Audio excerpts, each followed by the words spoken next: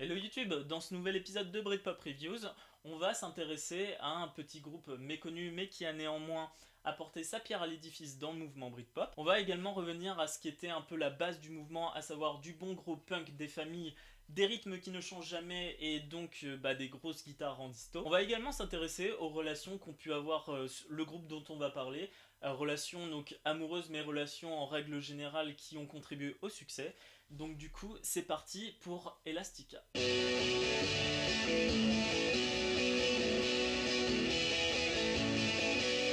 Elastica, c'est avant tout des histoires d'amour qui n'ont pas abouti à grand chose. Dans la première, l'un s'est fait quitter pour un autre, et dans la seconde, c'est tout simplement la drogue qui a séparé les deux amoureux. Cette fois-ci, au lieu de parler de contexte historique, on va parler de liens qui unissent les guitaristes Britpop. En 89, alors que la scène musicale britannique commence à s'essouffler pour laisser la place aux États-Unis, on va avoir deux étudiants en architecture qui vont se rencontrer à la fac de Londres. Ces deux étudiants, hormis l'architecture qui les passionne, ont des projets musicaux bien concrets. On a d'un côté Justine Frischmann qui va être la future leader et guitariste d'Elastica, mais elle a été également la première guitariste de Suede. D'un autre côté, on va avoir Brett Anderson, le futur leader de Suede tout simplement. Oui, le même Brett Anderson que j'ai évoqué dans ma vidéo sur Suede. Alors la vidéo précédente ne me permettait pas vraiment de caler cette anecdote, mais en gros on peut dire que c'est grâce à Justine Frischmann que Suede a existé ou du moins a pu vraiment décoller entre guillemets. Bref, durant la période où ils vont sortir ensemble, c'est-à-dire de 89 à 91 environ,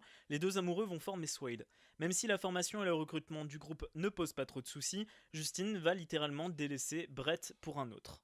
You were in Suede. It's a big group to start in because everyone's making such a thing about this group. Yeah. What was it like? You maybe knowing that you wanted to sing on your own. What was it like working with someone like Brett Anderson, who maybe has a big ego? I don't know. Maybe I'm wrong. Yeah. Was it difficult playing in that group? It wasn't difficult because of Brett. I mean, Brett is a really easygoing person, and I learned a lot from him about just ways of thinking about music and stuff. Franchement, même si elle déclare qu'il est facile à vivre, je doute que ça lui ait vraiment fait plaisir de se faire plaquer pour un autre. Du coup, cet autre gars ne sera que Damon Albarn, futur leader de Blur. Putain, au passage, on dirait vraiment Twilight, avec le triangle amoureux. Pendant que ces deux-là sortent ensemble, Justine a eu le temps, en 92, de monter son propre groupe. Oui, parce que Blur, même si le groupe s'est formé en 89, Blur n'est pas encore à l'apogée de son succès. Donc il y a encore le temps pour essayer de se faire, son nom dans le business. Donc du coup, en 92, Justine Frischmann monte son groupe qui n'était autre que Elastica, mais on va le voir au travers de la vidéo, car globalement Elastica n'a jamais eu vraiment de succès grâce à son propre travail, mais plutôt grâce à celui des autres. Justine étant déjà toxicomane, le fait que Damon Albarn le soit aussi n'arrange en rien les choses. Seule l'année 96 permettra à Elastica de voir sa carrière décoller, puisque le film Trainspotting qui sort la même année va choisir Elastica parmi les chansons qu'ils ont déjà sorties dans leur premier album en 95. Ils vont choisir une des chansons d'Elastica pour illustrer le film. Donc le groupe peut se vanter d'avoir fait partie, d'avoir vu une de ses chansons choisie en tant que BO d'un film. Seul point positif de la relation entre Frischmann et Albarn, c'est que Damon Albarn, tout au long de sa carrière au sein de Blur, principalement dans les années 90, composera des chansons en l'honneur de Justine. Évidemment, toutes parlent plus ou moins de drogue de façon plus ou moins explicite. C'est super original. Notamment Beatlebum qui a été mise dans la setlist de Rock Band premier du nom, jeu vidéo avec lequel je ne voyais pas passer les heures et faisait bien chier ma pauvre maman avec El Famoso batterie en plastique, véritable révolution pour l'époque. Et je rappelle que c'était il y a même pas 10 ans, il y a 10 ans quand on n'avait pas encore tous les logiciels qui étaient accessibles au public. Avant on s'amusait avec des batteries en plastique, c'était assez glorieux. Elastica possède 4 membres, un batteur, une bassiste, une guitariste dite lead, je reviendrai sur ce terme un petit peu plus tard, qui s'occupe des solis, des thèmes, ainsi que de doubler Justine au chant. Et enfin, on a Justine Frischmann qui n'est autre que la guitariste rythmique principale et également la chanteuse et leader du groupe Elastica. Je pense que vous l'aurez remarqué tout comme moi, c'est un groupe qui est composé donc en majoritairement de filles, et c'est un truc que je vais soulever dans cette vidéo, c'est que des groupes de filles, que ce soit dans le rock, dans la pop, généralement le rap c'est des carrières solo, donc c'est un peu autre chose. Il y a toujours ce problème de parité entre les sexes, c'est que généralement un mec on attendra un peu moins de lui, et généralement quand c'est des nanas qui osent se lancer dans quelque chose, c'est majoritairement du make-up, bien sûr. Quand c'est autre chose, c'est très minoritaire. Voilà. Ce qui me permet de glisser la chose suivante. Non, les Plasticines n'est pas un groupe qui a réussi grâce à son travail, mais plutôt grâce à des gens comme Philippe Manœuvre, qui a glissé un énorme chèque, évidemment, et potentiellement, je dis bien potentiellement, grâce au coup de pouce de la série Gossip Girl. Pour clore la parenthèse des filles au sein du rock, je vais tout simplement évoquer le nom d'Edonas, qui est un groupe qui ressemble un peu à AC/DC Airborne.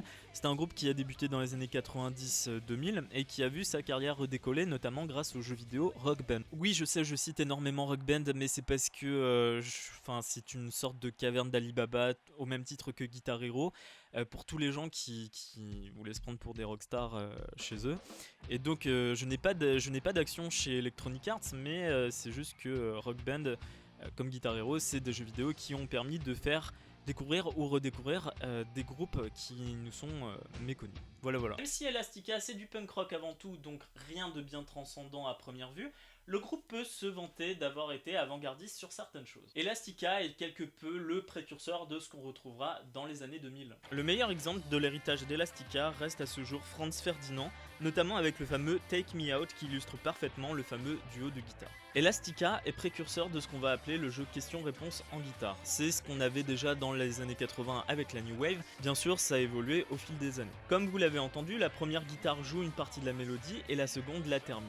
Je parlais de la guitariste lead il y a quelques secondes, le lead de leader en anglais c'est juste pour désigner la personne qui va s'occuper de la partie mélodique instrumentale en priorité, parce que la partie rythmique ne peut pas tout faire. Généralement, quand on compose de cette manière, la basse est là pour servir de plancher rythmique entre guillemets, comme s'il y avait une troisième guitare dans le fond. Bon après, c'est pas le fil à couper le beurre non plus, mais c'est assez efficace étant donné que le succès de Franz Ferdinand tourne autour de cette fameuse technique de composition jeu question-réponse en guitare, et qu'en gros, vous l'avez entendu tout comme moi à partir de 2004 me semble-t-il, Take Me Out a été un énorme succès commercial, et cette technique de composition a été reprise dans quelques albums de Franz Ferdinand, et c'est ce qui a fait le principal succès du groupe. J'ai cité Franz Ferdinand, mais il y en a d'autres qui l'ont utilisé, cette technique. Il y a eu les Strokes, il y a eu les Hives, et il y a eu aussi Coldplay. Alors Coldplay c'est un peu particulier, je ferai un épisode dessus, mais en gros, il y a deux guitares dans le groupe qui l'utilisent, cette technique de question-réponse, mais globalement on ne les entend pas vraiment. Moi, il a fallu que je voie Chris Martin avec une guitare, ou du moins son guitariste, pour que je sache qu'il y en ait une, puisque c'est un groupe qui utilise trop d'effets, qui adore en utiliser et qui en abuse. Mais bon, ça fera le sujet d'une autre vidéo, mais en gros, oui, Coldplay a utilisé cette technique. Concernant les albums, on est très loin de l'exhaustif chez Elastica, puisqu'il n'y a que 2 albums.